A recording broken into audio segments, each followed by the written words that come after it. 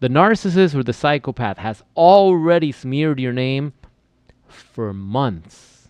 Months way before the discard. They were already grooming somebody else. And while they were grooming that other person, they were bad-mouthing you. And they were lying.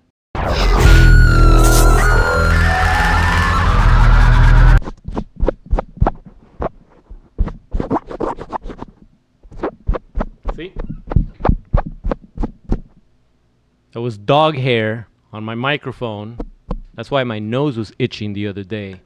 It wasn't cocaine, guys. So today's video is going to be... What is today's video going to be about? Oh yeah, it's going to be about warning the new supply. Warning people about the narcissist after you experience the hardship and the nightmare. Good luck with that. I want to read a comment that came in from Mel Matthews about warning the narcissist. They think that there's absolutely no point in trying to warn anyone about the narcissist you had in your life. The narcissist is streets ahead of you. Months before you are discarded, they've already spread lies and gossip about you. Let these new people find out for themselves.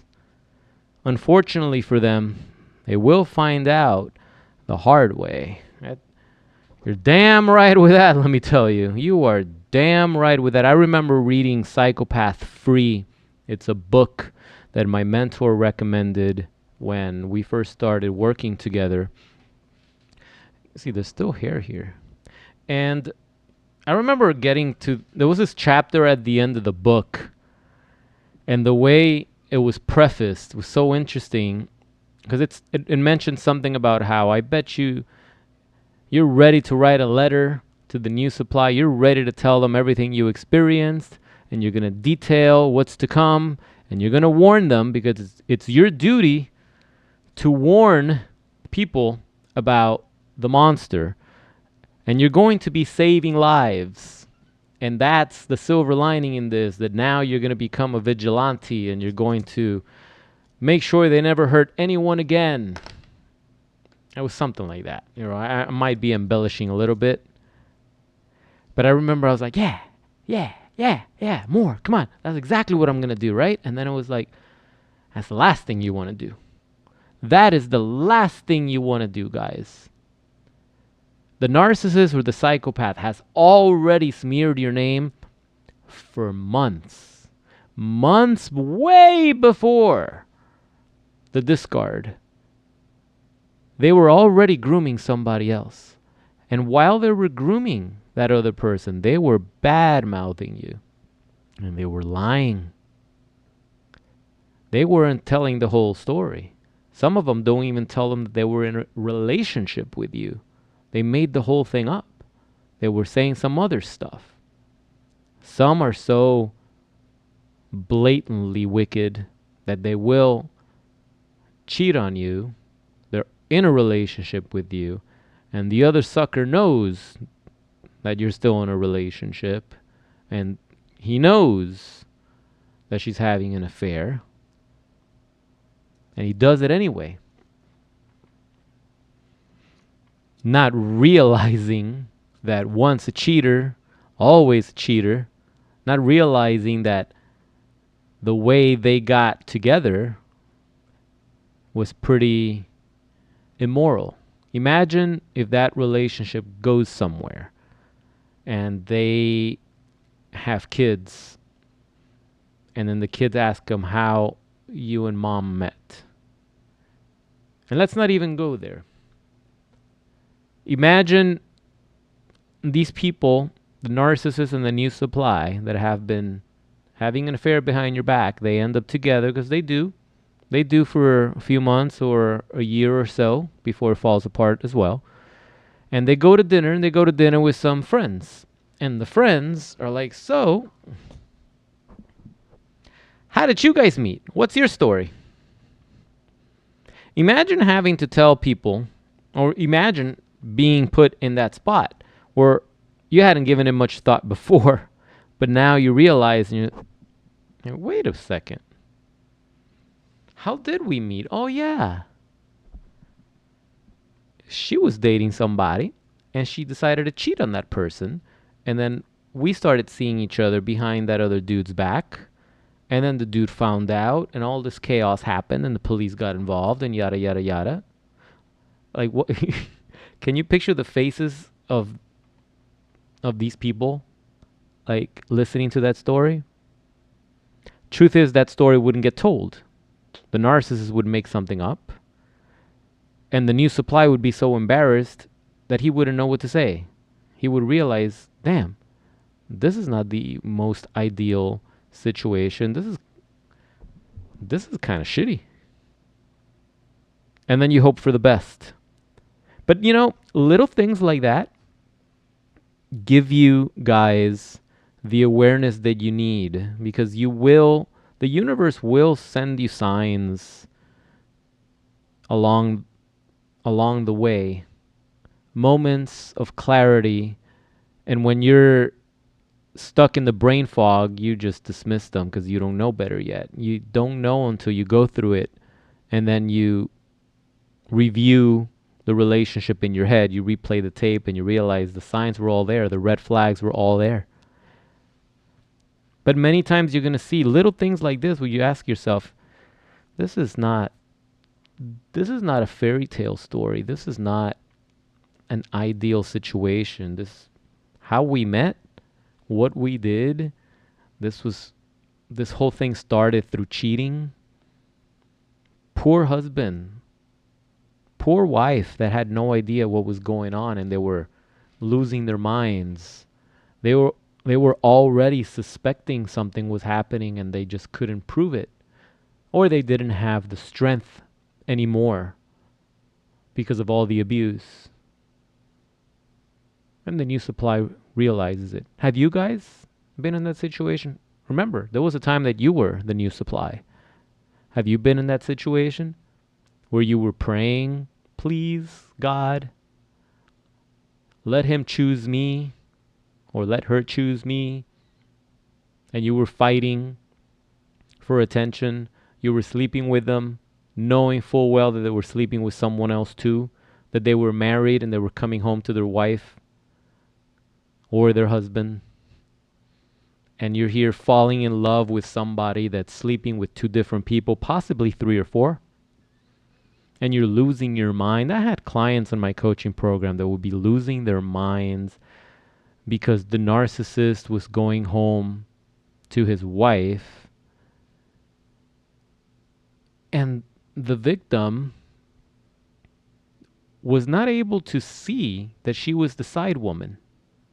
I had to tell this person one day, like, you do realize you're the side bitch, right? And I said it just like that because I don't pull punches. And that's when she got it. That's when she finally got it. Those words hit her like a ton of bricks. That's when she realized, holy shit, I'm just the side girl here. He's married. He has a house. He has children. I'm just the side girl. He's giving me lip service. But he's going home to the wife. You see that? How many times have you ladies hooked up with some dude that has a house and kids and a wife, and he's telling you that they're having problems, they're in the process of divorce or whatever, and yet you have all these hopes and dreams and they're future faking you and telling you once they separate that we're going to get a new house together and yada, yada, yada, and you're just drinking the Kool-Aid like a sucker. What about you gentlemen? Have you been in a relationship where you think you're in a relationship with a girl that's living with another guy? She's living with another guy and you guys are sleeping with each other and she's telling you horror stories about that relationship and whatever, but at the end of the day, she has to go home. She can't just spend the night. She has to go home because she's married to the dude. And you're here falling in love, walking on cloud 9, imagining what a life would be with her. And you fail to see that this woman is an infidel. Regardless of how horrible the husband really is, if that story is even true. They're having an affair, and not just once. It's over and over and over and over again. That can cause a lot of problems, believe me. And if that dude finds out, who knows what he'll do to you and to her. You have no idea what's really going on in that relationship, especially if this woman is a narcissist or a psychopath. The type of lies that they tell you, you have no clue who they're married to. And you're watching these videos because you got entangled with someone toxic that's put a virus in your brain, and you can't find your way out. Fellas, when you realize that's the situation that you're in, you have to abort mission immediately. Imagine you're in like the Mission Impossible team, and Tom Cruise tells you, abort mission. Abort mission. You gotta smash your laptops and you gotta walk out. That's it. I don't care how much work you've done, how many years you were planning the operation. When you get the order to abort, you have to abort. That's the mindset that you guys need to have when you realize you're dating a sociopath, a psychopath, a toxic, narcissistic woman. Bipolar people will drive you insane just as well. When you're dealing with people like this, and you know beyond a doubt, that's what it is, and that's the chaos, and that's the nightmare and the juggernaut that you've been dealing with, you have to abort. If you stay, you're just volunteering for more pain and suffering. What do you think is going to happen? You got to start using your brain and start thinking logically. You have to put down these emotions. This is how the narcissist has leverage over you. They know you guys tap into those emotions, and you let emotions drive you. That's why the psychopath has all the leverage in the world, because he or she does not have that problem. They don't feel that guilt or remorse that you do. They do not feel it. They know some things are morally right or wrong, and they do not care. They do it anyway. Meanwhile, you're here having tug of war with your emotions, hoping that, oh, well, when I feel better, I'll have a conversation and maybe we can figure it out, and maybe they'll understand when they see how hurt I am. Yeah, let me know how that works out for you when you try it for the 50th time. Maybe the 51st time they'll finally apologize and say the things that you feel you deserve to hear, because they have tried so many ways and failed, because they're disordered and because they're wicked and because they don't care about you, and then you still give them a chance and a chance and another chance. Like, well, I just want to know that they really understand me, and then they really know that they hurt me. You're going to be waiting a long time for that, missing out on your chance of living life. These people are not going to change. If you ever get the apology you think you deserve, they're just making it up. They're telling you what you want to hear. I promise you, the day you hear it, you're not going to even believe it. You're not even going to believe. There's some people that have asked me directly, like, what do you want from me? And it's like, what do I want from you? Like, that's just such an open-ended question, because I know what follows. If I tell you what I want, then you're going to be like, okay, here you go. And I'm like, yeah, but I don't want it that way. You see that? Because that's what happens. Like, what do you want? I want this. Okay, here you go. Isn't that what you want? No, I don't want it that way. I don't want it now, because now I told you. It should have come organically. Oh, what do you want me to say? I want you to say this. Then they say it. No, that's not how it works. That's how you guys know when you're dealing with someone that's not sincere, when you're dealing with someone that just does not have a connection with you, when you're dealing with someone that's just incapable of being the person that you want them to be. You know, you can't change people and you can't expect people to be what they're not. But at least when you're not a narcissist and you really want to make change, and you want to make change for yourself, because you can only change for you, not for anybody else. You have to do it for you. Then you do the work that's necessary to get better, or you do the work that's necessary to improve or to change those things and to learn a new skill or whatnot. But if you think that a narcissist is going to recognize these, they're not complex things. They're things that you and I all do, but for the narcissist, it's just so difficult. So difficult to be empathic. So difficult to just be honest. Some of these narcissists are just pathological liars. And that's not to say that if you meet a pathological liar, they're narcissists and have narcissist personality disorder. But sometimes narcissists are pathological liars and they just have to lie. And they just cannot, for whatever trauma they have or whatever they're trying to protect, they just cannot tell you the full truth. And when you're dealing with that, it's like, how many times have you done that? How many times have you told me something where I thought it was the truth and you withheld 2% of the information, therefore made it false? And here I thought it was true. Do you do that all the time? Do you do that some of the time? And which times are those? When don't you do them?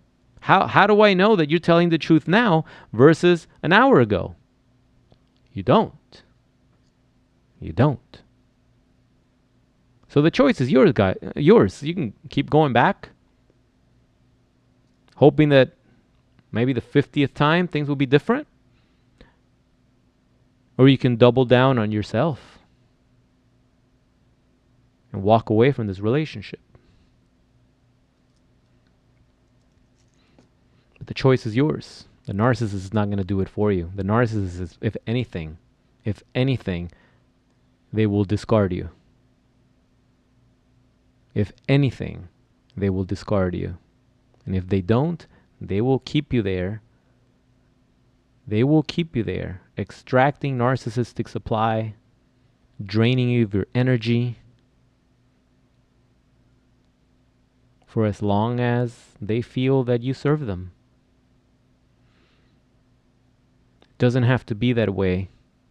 It doesn't have to be that way. I know it feels like there's no other way, but it doesn't need to be that way. So I hope this makes sense to some of you that are still struggling with narcissistic abuse. For those of you that are still hoping that there's hope, you have to realize sometimes the writing is on the wall and it's time to move on. If you need help moving on, if you need help reading the writing on the wall, I can show you guys how to read. And I have a coaching program where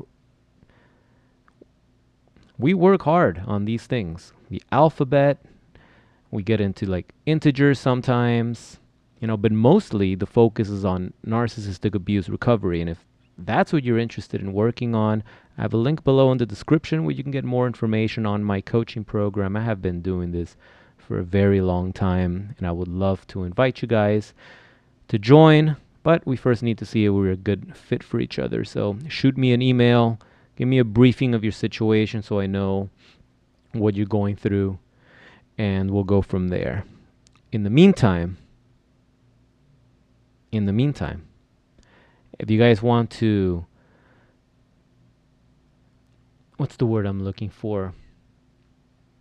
Imagine there was a way to just accelerate all this nonsense and develop the skills that you want and become the person that you want and heal from this trauma at a faster level and not have to go through the same lessons over and over. And I say, you guys, if you don't learn your lesson, you're doomed to repeat it. I say that often in my videos. If you want to learn how to do this faster, there's a concept that I made a video on. It's called quantum jumping. I know it sounds hokey, but watch that video I'm gonna flash it right here in just a moment. There it is. Watch that video, and it might just resonate with you. It might just give you guys a little hope of what type of work we have to do mentally to perhaps quantum jump and become that person that we need to be.